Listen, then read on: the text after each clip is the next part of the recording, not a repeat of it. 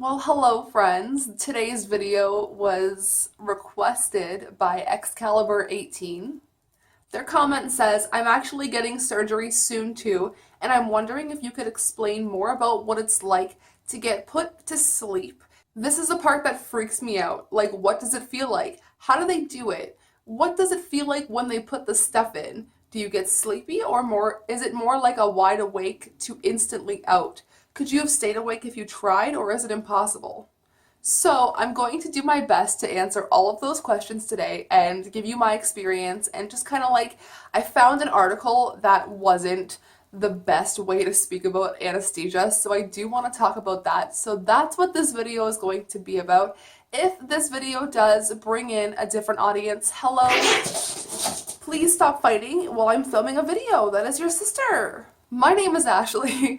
I had stage 2 papillary carcinoma thyroid cancer, and I am now going for gallbladder surgery. So that is why I am making these informative educational videos, because I did not have that when I was going through all of my shit. So let's get started.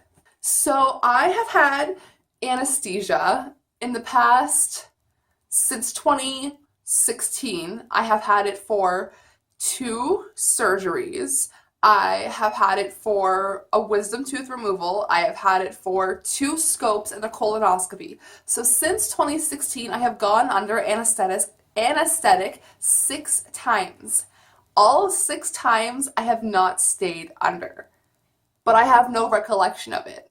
I don't remember anything. I really don't. I wouldn't have even known that I woke up if they did not tell me that I was waking up mid-surgery.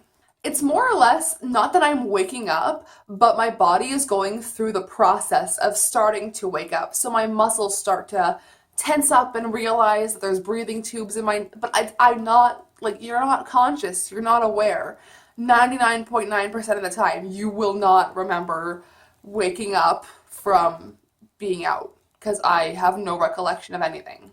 I will get back into my experience when I finish answering these questions. So, what does it feel like? It honestly feels like you are preparing to have the best sleep of your life. And I don't know how else to explain it, but if you guys have watched my channel for a long time, I was an avid opiate user, and the feeling of warmth, like a warm blanket, that's kind of what the similarity between the feeling, but it's not like being on drugs. Oh god, no.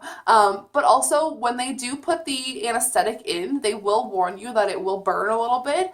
You literally feel it for 3 seconds. They tell you to count down from 10 to 1. You probably will make it to about 7.5. Not even. If you're lucky. Maybe. So in my experiences, they put oxygen in your nose, and they put the anesthetic in your arm. I believe I had it in my hand because I remember my hand burning every time.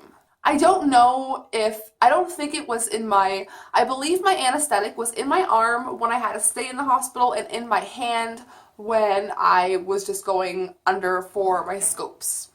So for anesthesia, I will leave some links down below for you to check out. The way they do it is they pretty much, I'm meeting with my anesthesiologist a week before I have surgery. So the important thing is to be really honest with your anesthesiologist. I think that was why I was having complications with my first 2 surgeries, is I didn't let him know I smoked weed. And I smoked weed the day that I went into surgery, and that was probably my biggest mistake. I know now that before I go into the surgery, I will 1000% be quitting smoking weed the day before I go in, so that my body has enough time to process, and I can breathe and, get everything out of my lungs and drink water, flush my system out, and make sure that I'm good to go. Also, they check your body mass index, your weight, your height. They make sure that you're fasting for an appropriate amount of time. I'm actually probably going to ask the anesthesiologist how long I should not smoke weed for up until my surgery, so that I can let you guys know a definitive answer, and so that I can be safe. And maybe we'll see if I don't wake up this time. but I didn't smoke before my scope and my colonoscopy. So, I mean, I'm conflicted. So, to answer your question of like, do you get sleepier? Like, is it more to wide awake to like asleep? You will lay there and you'll like just relax. Like, it feels like your whole body is just melting and relaxing and you're out. It just feels like you got knocked the fuck out and don't know where it came from. Like, it is so quick and you wake up right away. Like, it feels like nothing happened. It feels like you are just waking up and it's all done and over with. More of the time, like for your family members, it's more of a hassle for them to have to wait. But like the wake up period is like, oh, that it already happened. Like, did I already have surgery? So I don't think you could have stayed awake if you tried. But on the off chance that you are awake during surgery, it is called unintended intraoperative awareness. Holy F, say that one 5 times fast. No, thank you. It happens to 1 in every 19,000 patients, if that makes you feel any better. But the scary part is it's the muscle relaxants that are given with the anesthesia that doesn't allow you to signal that like, hey, I'm awake, fucking stop. My mom and I actually spoke about this on a previous video.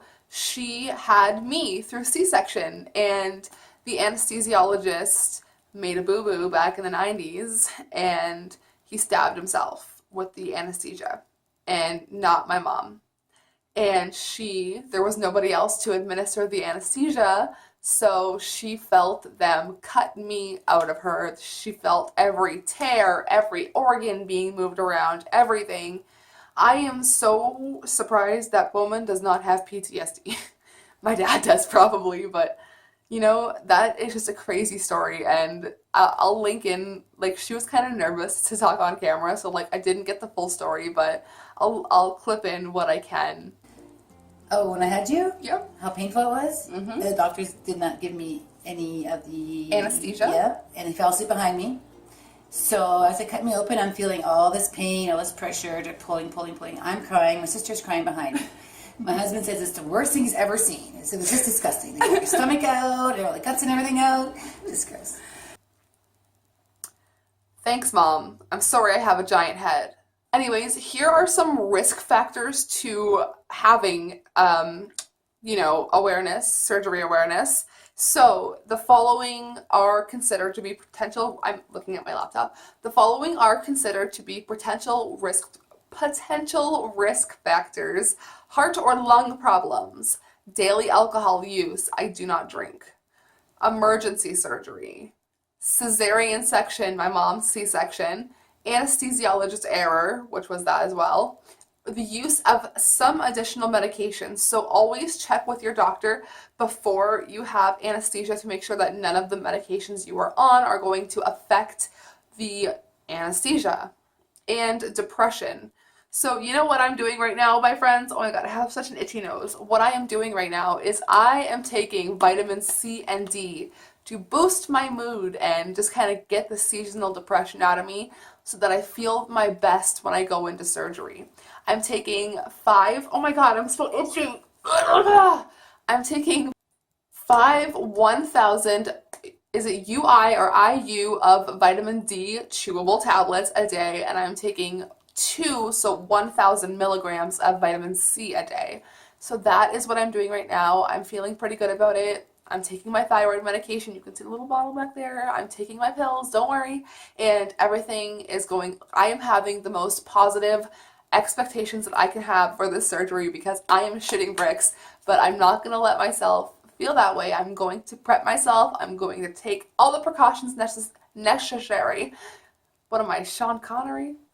Necessary. I have just genuine high hopes for feeling better and feeling good again after I get this damn gallbladder out of me. And I'm actually, Josette, really, we both are really hoping that we're both really hoping that they will let me keep one of the stones when they cut my gallbladder open. I want to bring it home. I want to keep one. Back to my experience with anesthesia. It's been fine, except for the fact that it does make me extremely nauseous. I have thrown up almost every single time I have went under when I came up. Another thing is it does give me personally, like these are my experiences, it might not happen for you. It's given me the chills, like I wasn't even cold, my body was like shaking the whole time, and it was just like a confusing experience. When I came out of anesthesia, I remember when I had my colonoscopy, the nurse was talking about like I don't know where I heard the word cocaine, but I was like, I was dead asleep in the chair, and I just woke up and I was like, cocaine? So like it makes you do some funny things, I guess. So that's one thing to keep in mind. I'm here. I've been under 6 times, like I said, in the past almost 3 years. Oh my god. Like I said, I just have really high hopes for my new, getting this gallbladder out of me. So I have like such a dry throat right now, and I'm in my bedroom and I don't want to get up and get a drink. So I'm going to leave links down below, but 2 things I do want to link to. One, an article that you should not read when you are scared of going under anesthesia. This is from Medical News Today. I actually came across this article earlier and I was like, why the fuck? Why the fuck? Okay, the first line here, general anesthesia, essentially a medical induced coma, not sleep. Okay, that is not what you want to hear when you're going under anesthesia. Please, no. You just want to hear I'm going to sleep for a couple hours. I'm just going to take some muscle relaxers and a little something to knock me out. I'm just going to sleep. I'm not in a coma.